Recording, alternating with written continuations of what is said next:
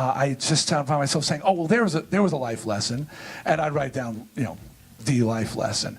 And as I went through the book, suddenly I had accumulated quite a list of life lessons that I learned through all the things that I've been through, the ups and downs my career has been through. And so I thought I wouldn't bore you with all of them, just a few today. I'd bring a few of them. And particularly one thing has come to mind. I'm a rock star. You're a rock star. Coolest thing in the world to be called. I wanted to be a rock star my whole life. You're a rock star. And I went and I looked up the definition of rock star, and sure enough, it means a singer or musician, a famous singer or musician who plays rock and roll. So basically, if you perform rock and roll and you become famous or infamous for doing it, you're a rock star. Well, if that's the case, why do I hear everybody being called a rock star these days? Everybody's a rock star. He's a rock star. She's a rock star. Man, you're a rock star. And that's cool. And even in classified ads, the want ads for jobs, wanted, IT rock star to head up department. Rockstar marketing man for new project. Everything's rockstar, rockstar, rockstar. Hell, you could be a rockstar mom. And that's because being a rock star isn't about playing in a band anymore. And that's okay. Being a rock star, it's an attitude, it's a way of thinking, and it's a level of success. If you achieve things at a certain level, you become a rock star because you're doing it well. And I figured since I am a rock star, and arguably I've done certain things well, I would share some of the things that I learned, going to my list, okay.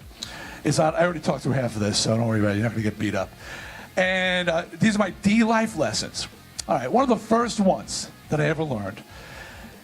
When I was in high school, I was falling into, and we're all well out of high school, but you'll know what I'm talking about. I was falling into that life sucks, fuck my life mentality that you kind of get when you're 16 and 17 years old. And I felt it was fighting what I was trying to do. I was trying to achieve. I want to be a rock star. I want to be successful, yet everything blows when I was 16. Everything sucks. So one day I said, you know what? I'm changing this, and I'm creating this thing called PMA, Positive Mental Attitude. And I said, I'm just going to believe that everything's great, and it'll become a self-fulfilling prophecy. If you believe it, it will become. And let me tell you, not a popular guy. Oh, sure, everybody in high school remembers me now. They all hung out with me. Nobody hung out with me. I was that weird fucking dude with the big hair. I was the guy people crossed the street not to be near, but I just started, everything, people would see me, how's it going? Great.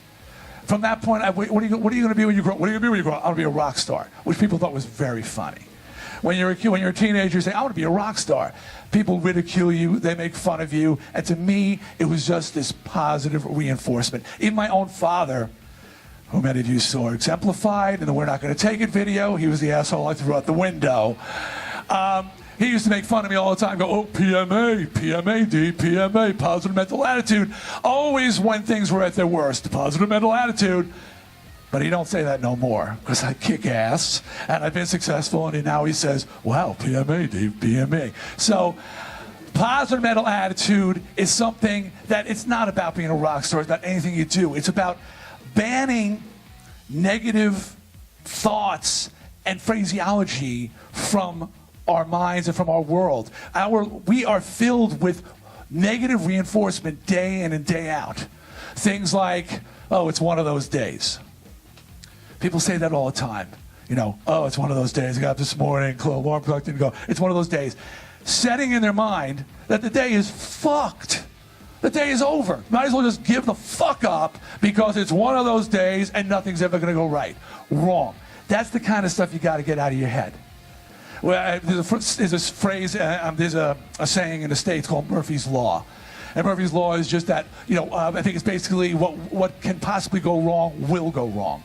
Well, if that's the way you're going to believe, nothing's going to go fucking right. If you're going to approach everything thinking that it's going to suck and be fucked up, I guarantee you it ultimately will. So I just set into motion this positive reinforcement within myself that I absolutely am convinced that I just talked myself into becoming successful because people just had to listen to me because I wasn't going to take no for an answer. I would succeed whether they liked it or not, and trust me, a lot of them didn't like it. 2, lose your safety net. Going back to high school, I told you, from 9 years old, I was in bands. I want to be a rock star. I'm going to be a rock star. I'm going to be a rock star. And I allowed my parents, when I graduated, to talk me into going to college. Now, this is an anti-college rant. This is an anti-safety net rant. This is, so I said, they said, well, just in case it doesn't happen, go to school so you have a backup. Well, what I found, as I went to school, I started practicing with the band less and rehearsing less. The safety net that I saw below me that I knew would break my fall, I started to depend on and figure, well, that wouldn't be such a bad thing if I fell from here. And when I finally realized after the first year of college that if you have a safety net below you, you're not going to try as hard, I removed the safety net by dropping out of school and getting a shitty job, just working on a loading dock kind of thing you didn't want to ever settle into. And my thing is that get rid of your safety nets. Make failure epic. Make failure the end of your existence as you know it. Make it that the only way to go is that way, otherwise you're going to die. And when it's that desperate, when it's that significant, you will work that much harder to succeed at what you do. Dee speaks. All right. 3, a band is only as good as its weakest link. Now, in my world, at one point, I was the weakest link. I used to play guitar and sing. I sucked on guitar. Very animated, but I can't play for shit.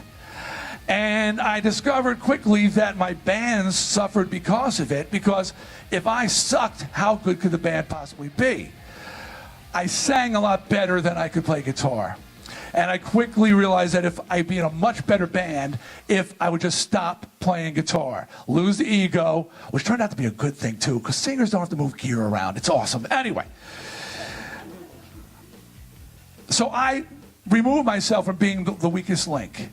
But then what happened is the next weakest link showed up, and that was our drummer. And realized that as long as he was in the band, we would not be able to go the distance. We would go the next level. And we had to get rid of the next weakest link. And I'm not telling people to be cutthroat and be scumbags. You do it the nicest way you have to. But realize on any team of people, and you work with teams, your team will only be as good as its weakest link. So if you're the weakest link, fix it before they fire you. And if somebody else is the weakest link, either bolster them up, change them out, whatever it takes. Just know, with that weak link in there, it's going to limit your degree of success. 3. 4. Oh, this is one of my favorites. Bullshit beats talent.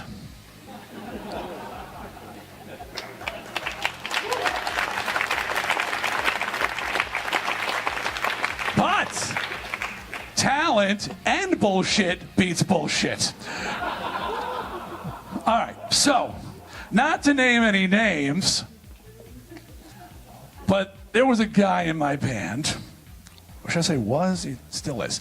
Anyway, and here I was, the guy writing all the songs, and this is before you came to know me. This is when we were starting out. Writing all the songs, creating all the ideas, everything was coming from my head, and I would lay back and was sure that my brilliance, my talent would be recognized. And this other member of the band, who doesn't really have a lot of talent, is great at bullshit. And he's taught a great game. And he never took credit for my work, although many people will do that. But because he was so out in front, and because he was so outspoken, and because he was so engaging, everybody assumed this was his. because I wasn't speaking up. They're going to recognize me back here because I'm a genius. But he was just talking a great game, and everybody thought it was his band, his songs, his ideas. And one day somebody referred to him as my boss. And that was the day I said, this has got to stop. And the only way I figured out, how do you beat bullshit? Obviously, talent's not working. So I learned to bullshit. And I bullshit really well. I'm doing a lot of it right now. I've become a good bullshitter. But the fact is, it wasn't bullshit because they were my songs. And they were my ideas, and I was just representing what I did and not allowing other people to misrepresent or take the credit for what I do. And I know that goes on in every freaking job in the world, okay? I mean, that equation didn't just come from my experience with the band. That equation came from my grandfather, 85 years old, sitting at dinner with me, talking about working in a factory, busting his ass his whole life, and having other people taking credit for his work, because he's a quiet guy, he was a good guy, and he didn't want, he figured he told me, don't let this happen to you. And it did happen to me, but then I fixed it. So, if you got the talent, if you got the chops, learn how to bullshit so that nobody else steals your shit, and also you get recognized for the work you do, okay?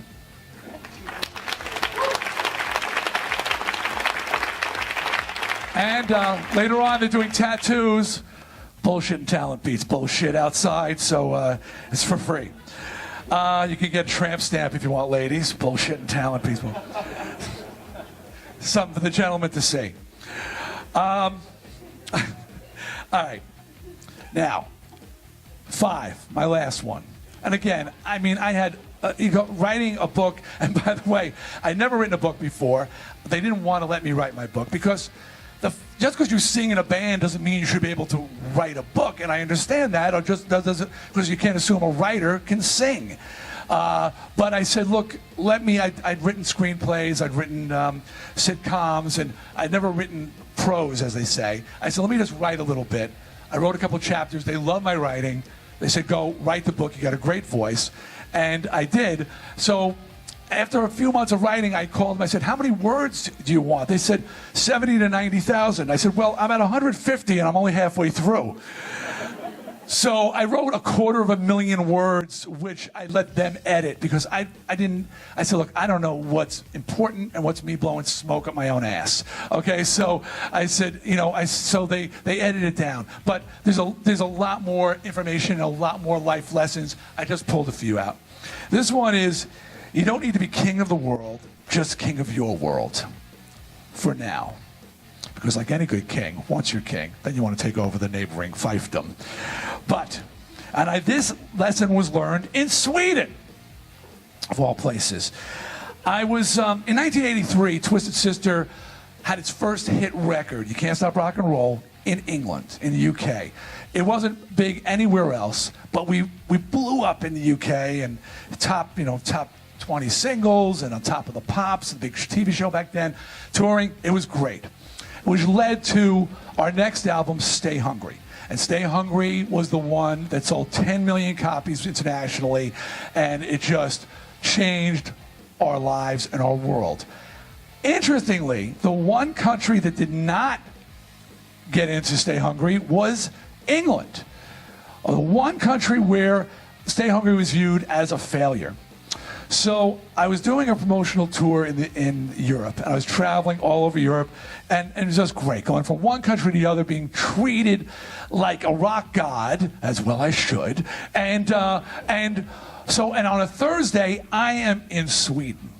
And as a matter of fact, it's the same week they're having the Nobel Peace Awards thing going on, and I'm in the fucking presidential suite, not those other losers.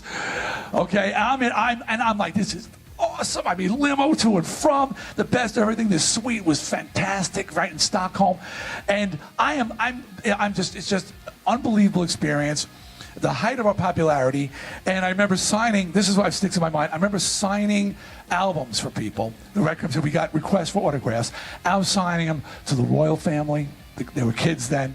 I'm signing to the Volvo kids, and I remember I was signing one to Oh man, I'm forgetting his fucking name, and I just blew it.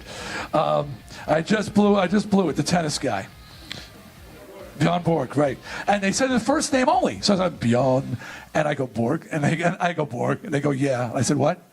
And they said yeah. I said yeah what? They go this one's for Bjorn Borg. I go are you fucking kidding me? I mean this is the to have royalty, to have the kings of industry and your most famous tennis player and the most famous Bjorn in the world signing autographs from. This is a Thursday. Friday morning I fly to the UK, to which I walk into a shitty little hotel.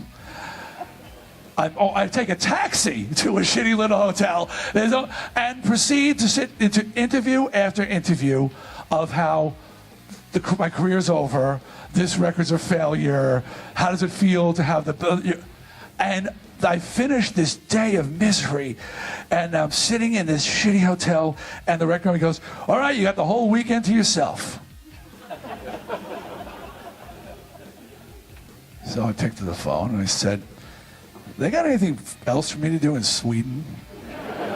First class, back to Sweden, limousine, back to the presidential suite. Yes!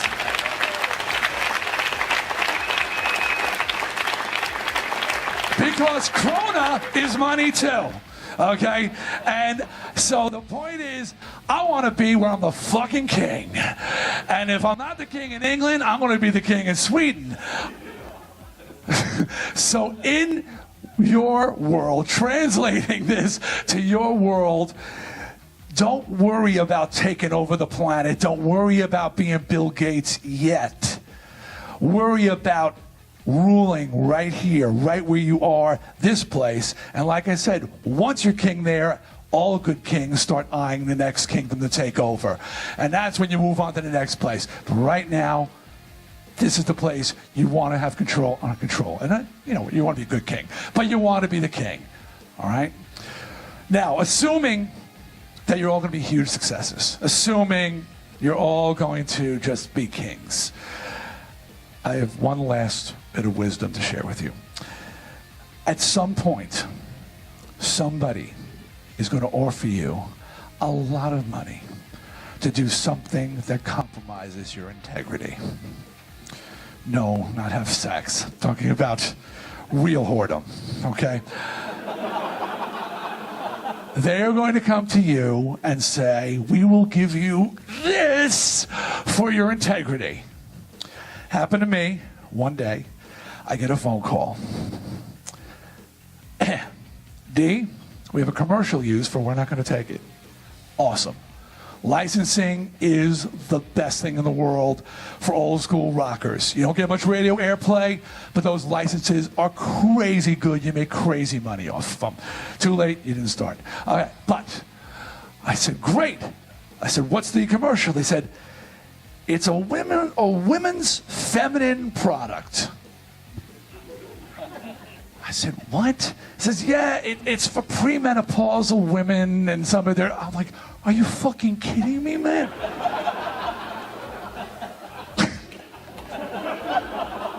This is the absolute truth, too. That's why I'm laughing. I said, are you fucking kidding me? And my brain's racing because this is a six-figure deal. And at this point, I've got 2 of my 4 kids are in college, and I really could use this check. But this is my song. I've only got 2 of them, real big ones. And I said, I'm just grabbing at straws. And I said, well, what does it do? And he goes, well, the main thing is it stops vaginal dryness.